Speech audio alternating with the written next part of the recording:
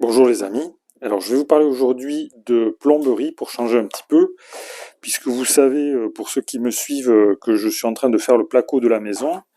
Donc j'ai fait le plafond et là je suis en train de faire les murs périphériques, en fait les contre-cloisons qu'on appelle, et bientôt je vais être amené à faire également les cloisons à l'intérieur de la maison, et par conséquent il faut que je me préoccupe dès maintenant du réseau, du réseau d'alimentation en eau à l'intérieur de la maison, de la plomberie en gros. Voilà, donc je vais vous montrer un petit peu ce que je dois faire. Alors, comment ça se présente? Donc, la plomberie, déjà, il faut avoir. Alors, j'ai pris un vieux catalogue là, de Brico Dépôt et il y a un schéma qui est pas mal. Ici, je sais pas si on voit trop bien là. Voilà, on voit la maison avec le schéma en théorie de plomberie. Donc, comme vous pouvez voir, il y a en fait, il y a des arrivées d'eau déjà. Donc, il y a un tube polyéthylène qui arrive depuis l'extérieur de la maison avec le compteur d'eau qui va rentrer dans la maison, ok, avec une vanne d'arrêt ici. Et à partir de là, on a des nourrices qui vont faire la répartition de l'eau. Alors, il y a eau chaude et eau froide. Alors, la base, en fait, en plomberie, c'est les tuyaux bleus. Ce sont les tuyaux qui transportent l'eau froide et les tuyaux rouges, les tuyaux qui transportent l'eau chaude. Ok. Donc il y a le chauffe-eau qui est là, le ballon d'eau chaude.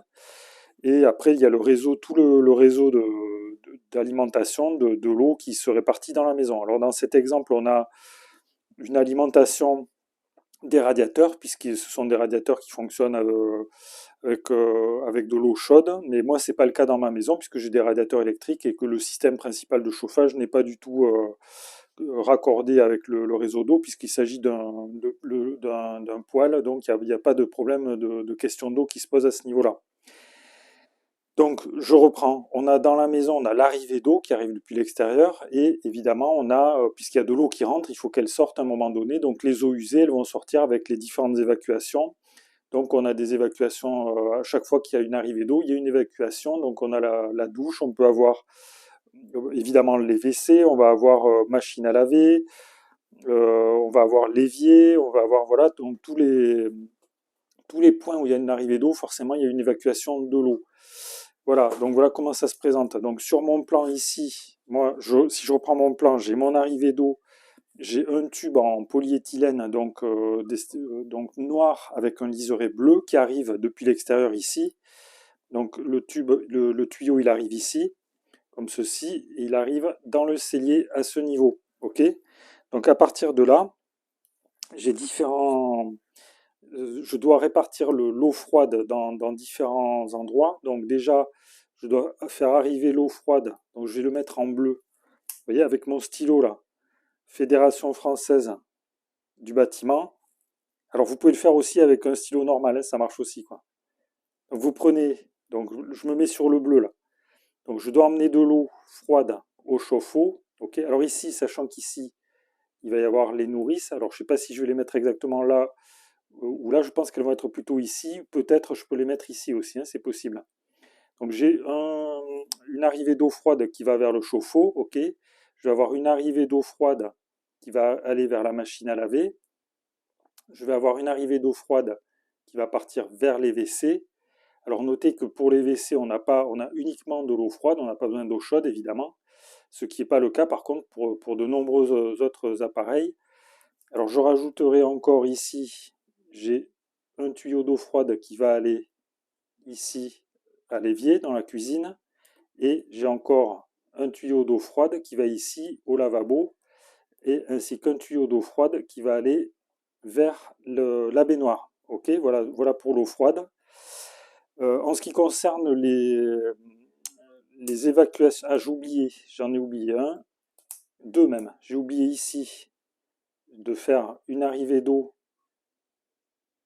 vers le lave-vaisselle, ok, une arrivée d'eau vers le robinet extérieur que je place ici, ok, donc je le mets ici puisque c'est de ce côté-là que je vais avoir, que j'ai les voitures qui vont être stationnées, sachant que le jardin va se trouver à l'arrière de la maison, qu'on pourra toujours brancher un tuyau depuis ici jusqu'à l'arrière de la maison, quoi. Donc ici, je mets un tuyau ici en particulier pour le lavage des voitures éventuel. Voilà. Donc, alors ce tuyau, je pourrais aussi bien peut-être le mettre ici. voilà, c'est-à-dire qu'ici, il va y avoir la terrasse, là, de ce côté.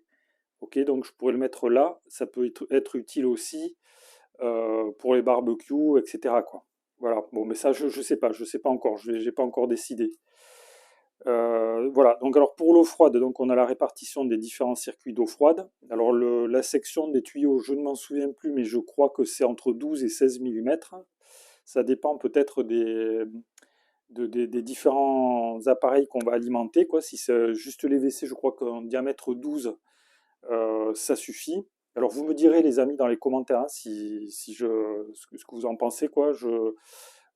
Ça peut être intéressant de le préciser, quoi. Voilà, pour les sections de tuyaux.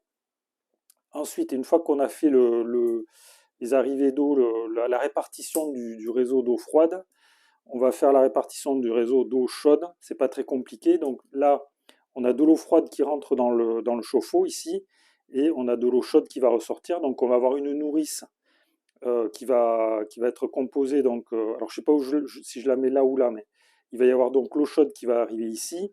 Et à partir de là, elle va être répartie dans les différents endroits qui ont besoin d'eau chaude. Alors en particulier donc la baignoire ici. Ok, donc je vais faire un tuyau qui arrive ici. Je vais faire également donc une arrivée vers les lavabos. Ok, une arrivée d'eau chaude vers l'évier. Et je crois que j'ai fini. Vous voyez que pour l'eau chaude, il n'y a pas grand-chose en fait. C'est beaucoup plus simple qu'un circuit électrique. Voilà, alors en ce qui concerne les évacuations, donc je vais les représenter en noir. Donc les évacuations, il y a une évacuation des WC ici. J'ai une évacuation pour la salle de bain ici. Je ne sais plus si j'ai une évacuation. Non, je crois que j'ai une évacuation, oui, ici, une évacuation également ici. Et encore une ici pour tout ce qui est la cuisine. Et tout ça, ça fait comme ça part comme ça. Voilà. Donc, si je récapitule, et donc tout ça, ça part au tout à l'égout.